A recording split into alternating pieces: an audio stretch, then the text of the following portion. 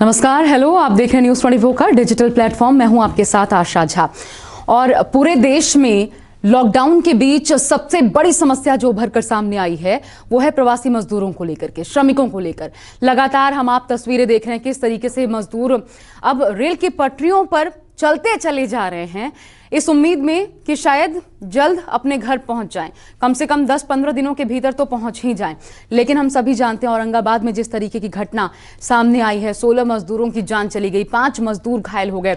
उसके बाद भी स्थितियां इन मजदूरों को लेकर के बदलती नजर नहीं आ रही।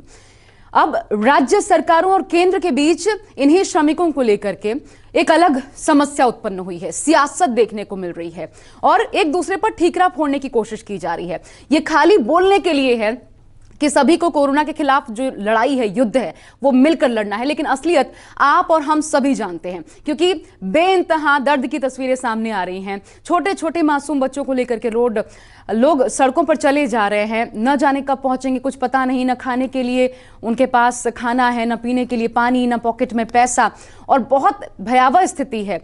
और इन हालात में भी देखिए इस पर सियासत हो रही है।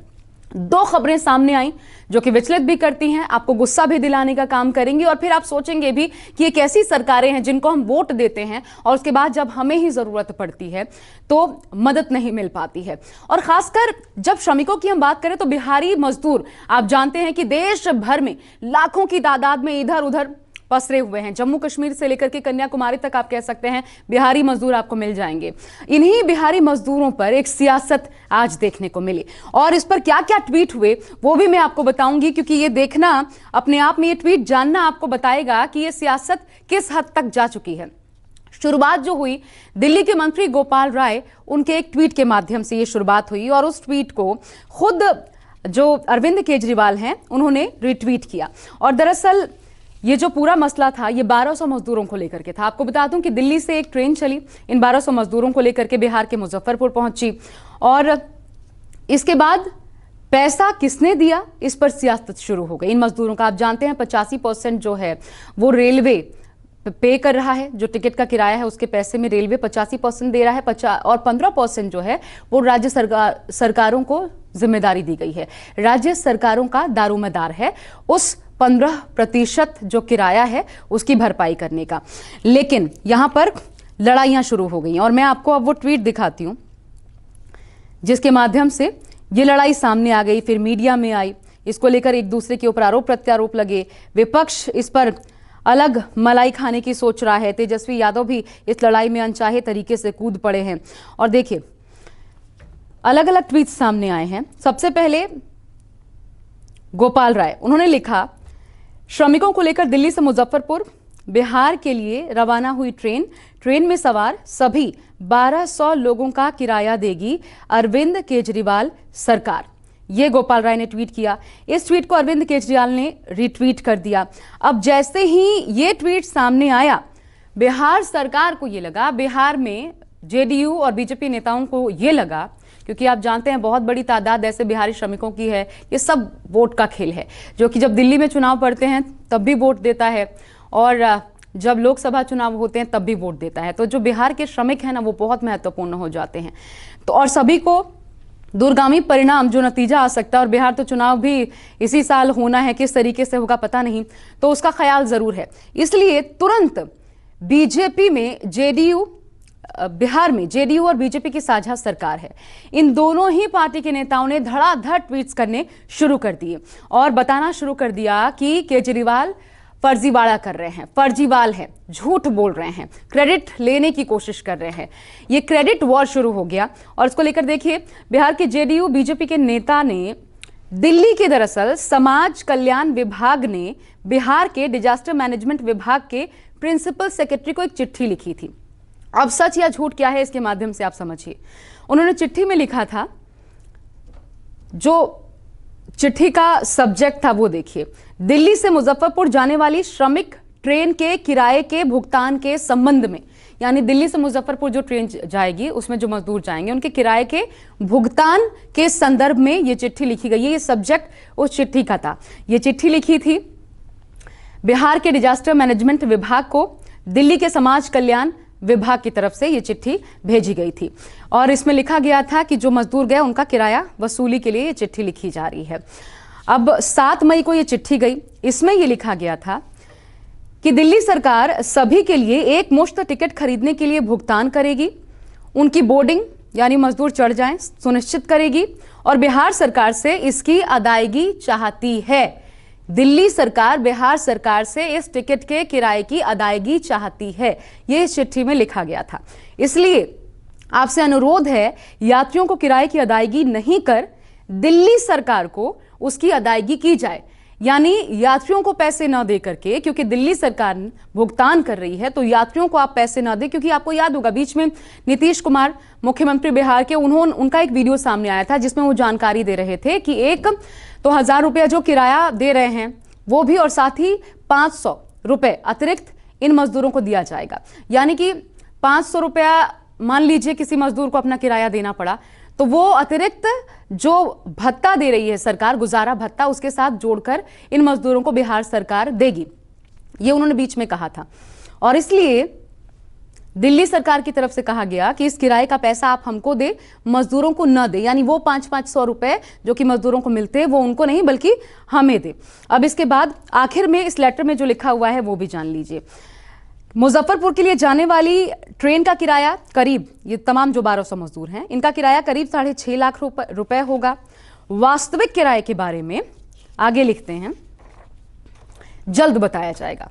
करीब 6.5 लाख होगा और जो एक्चुअल रेट होगा, जो एक्चुअल किराया होगा, उसके बारे में जल्द बताया जाएगा दिल्ली सरकार की तरफ से। यह भी कहा जाता है इस लेटर के माध्यम से बिहार सरकार को। इसके बाद देखिए क्या होता है। बिहार में बीजेपी के नेता हैं डॉक्टर निखिल आनंद, इन्होंने इसी लेटर को ट्वीट कर दिया जो दिल्ली सरकार ने बिहार सरकार को भेजा था किराए के लिए, उसी लेटर को ट्वीट कर दिया।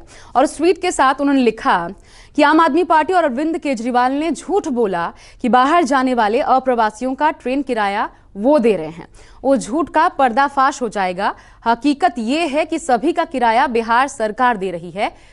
फर्जीवाल का फर्जीबाड़ा, साथ में उन्होंने ये भी लिखा है। और उन्होंने उस लेटर का स्क्रीनशॉट शेयर किया है और लोगों से कहा है कि आप इसे देखिए। इसके बाद जेडीयू के नेता अजय आलोक जो हैं उन्होंने भी एक ट्वीट किया और दिल्ली सरकार के समाज कल्याण विभाग ने जो लेटर भेजा था बिहार के डिजास्टर मैनेजमेंट को, उस लेटर को भी उन्होंने संलग्न करते हुए अपने ट्वीट में लिखा, माफी मांगो अरविंद केजरीवाल, झूठ फैलाने के लिए, झूठ बोलने के लिए और बिहार का अपमान करने के लिए। तो ये देखिए किस तरीके से श्रमिकों को लेकर के जो लड़ाई शुरू हुई है वो गेंद एक दूसरे के पाले में नहीं डाली जा रही, बल्कि ये हो रहा है कि क्रेडिट के लिए एक दूसरे से होड़ मच गई है, लड़ाई हो रही है। अब इस लड़ाई में बिहार के जो विपक्ष के नेता हैं तेजस्वी यादव, वो भी कूद पड़े। उन्होंने मौके का कैसे फायदा उठाया देखिए। वो लिखते हैं, दिल्ली सरकार को तहे दिल से शुक्रिया, यानी वो तुरंत ये मान जाते हैं कि बिहार सरकार ने नहीं, दिल्ली सरकार ने पैसा दिया है, ना ही देना होगा बिहार सरकार को, दिल्ली सरकार ने पैसा दे दिया है। तो वो लिखते हैं कि दिल्ली सरकार को तहे दिल से शुक्रिया, हमने मजदूर भाइयों को बिहार ले जाने हेतु 50 ट्रेन उपलब्ध करवाने का वादा किया था। चूंकि आगे लिखते हैं, बिहार सरकार इसमें अक्षम है और इसलिए हम इन मजदूरों का किराया देने की इच्छा रखते हैं।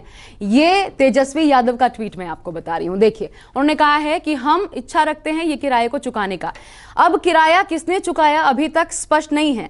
बिहार सरकार, आम आदमी पार्टी सरकार दिल्ली की एक दूसरे के ऊपर आरोप लगा रहे हैं, बीच में मलाई मारने की कोशिश तेजस्वी यादव कर रहे हैं और ये पूरी सियासत ऐसा चक्रव्यूह बन गई है जिसके अंदर आप घुस तो जाइए लेकिन आपको निकलने का रास्ता समझ नहीं आएगा, क्योंकि आपको पता ही नहीं लगेगा कि एक्चुअली में पैसा किसने दिया। क्योंकि अभी भी मीडिया के सामने भी, डिबेट्स में भी लगातार दोनों सरकारें ये कह रही हैं कि हमने दिया तो हमने दिया। अब दूसरी तस्वीर एक और मैं आपको दिखाती हूं इसी सियासत से जुड़ी। पश्चिम बंगाल, आपको पता है आज ही अमित शाह ने, केंद्रीय गृह मंत्री ने एक चिट्ठी भेजी पश्चिम बंगाल की मुख्यमंत्री ममता बनर्जी को और उस चिट्ठी में दोनों सरकारों के बीच कैसे ठनी हुई है ये साफ नजर आता है। दरअसल ये चिट्ठी लिखी थी इस बाबत कि पश्चिम बंगाल सरकार का भरपूर सहयोग नहीं मिल रहा है केंद्र सरकार को, ताकि पश्चिम बंगाल से जुड़े जो श्रमिक हैं जो देश के अलग अलग हिस्सों में हैं उनको लाया जा सके, और ऐसा हो भी रहा है। अभी तक कोई ट्रेनों की व्यवस्था नहीं थी। पश्चिम बंगाल सरकार दरअसल उपलब्ध नहीं करवा रही थी जानकारी अपने मजदूरों को लेकर के, और इसलिए ट्रेनों की व्यवस्था नहीं हो पा रही थी। और दूसरा, ट्रेनों को राज्य में प्रवेश की इजाजत भी ममता बनर्जी सरकार नहीं दे रही थी। इसी बात को लेकर के दोनों सरकारों के बीच ठन गई। इससे पहले आर्थिक पैकेज हो, चाहे जीएसटी के बकाये के भुगतान की मांग को लेकर हो, मुख्यमंत्रियों की बैठक में ममता बनर्जी ने इसको लेकर नाराजगी जाहिर की थी। कई बार तो ऐसा लगा कि बैठक में शामिल नहीं होंगी, लेकिन उसके बाद आखिरी मोमेंट पर वो शामिल भी हुई। इससे पहले हॉटस्पॉट जब केंद्रीय टीम गई थी पश्चिम बंगाल में, हॉटस्पॉट के तमाम जिलों का चयन करना था, वहां पर राज्य सरकार से कोई सहयोग नहीं मिला केंद्रीय टीम को, यह भी आरोप लगाया गया था। साथ ही एक और जानकारी मैं आपको दे दूं, इससे पहले पश्चिम बंगाल सरकार के ऊपर केंद्रीय गृह मंत्रालय आरोप इसलिए लगा रहा है कि एक खबर सामने आई थी 31 मार्च को। प्रवासी मजदूर झारखंड बॉर्डर से गुजरे थे, वहां से गुजरकर उनकी कोशिश थी पश्चिम बंगाल में दाखिल हो जाएं, लेकिन बॉर्डर पर पश्चिम बंगाल में एंट्री से पहले उनको रोक दिया गया था। वहां पर एक आश्रम था, वहीं पर उन मजदूरों को ठहरने की व्यवस्था कर दी गई थी। लगभग 1 महीने वो मजदूर वहीं पर क्वारंटीन रहे। उनको प्रदेश में अपने घर तक जाने की इजाजत नहीं मिली, क्योंकि पश्चिम बंगाल सरकार की तरफ से इजाजत मिल ही नहीं रही थी कि इन मजदूरों को आने दिया जाए, एंटर करने दिया जाए। और ये पूरे देश के मजदूरों के साथ, जहां जहां पश्चिम बंगाल के मजदूर थे, सबकी यही स्थिति थी कि क्या करना है इन मजदूरों का, क्योंकि वो जाना चाहते हैं। इस चिट्ठी में अमित शाह ने यह भी लिखा है कि पश्चिम बंगाल के मजदूर भी जाना चाहते हैं, लेकिन आपकी इजाजत न मिलने के चलते ये मजदूर जा नहीं पा रहे हैं। और वाकई में इजाजत नहीं मिल रही थी, ट्रेनों को घुसने की इजाजत नहीं थी। अब जब ये चिट्ठी सामने आई तो तुरंत टीएमसी की तरफ से इस पर तुरंत वार किया गया, ये कहते हुए कि अमित शाह झूठ बोल रहे हैं और अमित शाह को इस पर माफी मांगनी चाहिए। लगभग 1 हफ्ते तक चुप बैठने के बाद अमित शाह ऐसी बातें बरगलाने के लिए कर रहे हैं राज्य की जनता को। और टीएमसी के सांसद की तरफ से अभिषेक बैनर्जी जो हैं, उन्होंने पश्चिम बंगाल सरकार को पर प्रवासियों को लेकर ये जो केंद्र की तरफ से आरोप लगाए गए सिरे से खारिज कर दिया। हालांकि इस सियासत का नतीजा ये हुआ कि अब आपको बता दें, अपडेट इस मामले में ये है कि 8 ट्रेनें इस चिट्ठी के बाद पश्चिम बंगाल सरकार ने प्रवेश की इजाजत दे दी है। 8 ट्रेनें प्रवेश कर पाएंगी अपने पश्चिम बंगाल के प्रवासी मजदूरों को लेकर के, जो देश में इधर उधर रहते हैं। लगभग 2 लाख श्रमिक, आप सभी को पता है, जिनको अभी तक अपने घरों को पहुंचाया जा चुका है। लगातार ये प्रयास किया जा रहा है, लेकिन कितनी अव्यवस्थाएं हैं और इन अव्यवस्थाओं के बीच, इन कुप्रबंधनों के बीच ये सियासत हो रही है, जो कि वाकई विडंबना कही जाएगी, दुर्भाग्यपूर्ण कही जाएगी, क्योंकि इसका सीधा सीधा खामियाजा वो गरीब मजदूर भुगत रहा है जिसका पेट इस वक्त खाली है। खाने के लिए उसके पास दाना नहीं है, पीने के लिए पानी नहीं है और पॉकेट में पैसे नहीं हैं। तो ये सियासत है, इसको याद जरूर रखिएगा अगली बार जहां से भी आप आते हों कि सरकारें आपको कैसे कैसे दिन दिखाती हैं। फिलहाल मेरे साथ इस अपडेट में बस इतना ही, लेकिन देश दुनिया की हर एक खबर के लिए आप न्यूज़ 24 के साथ जरूर बने रहिए। नमस्कार।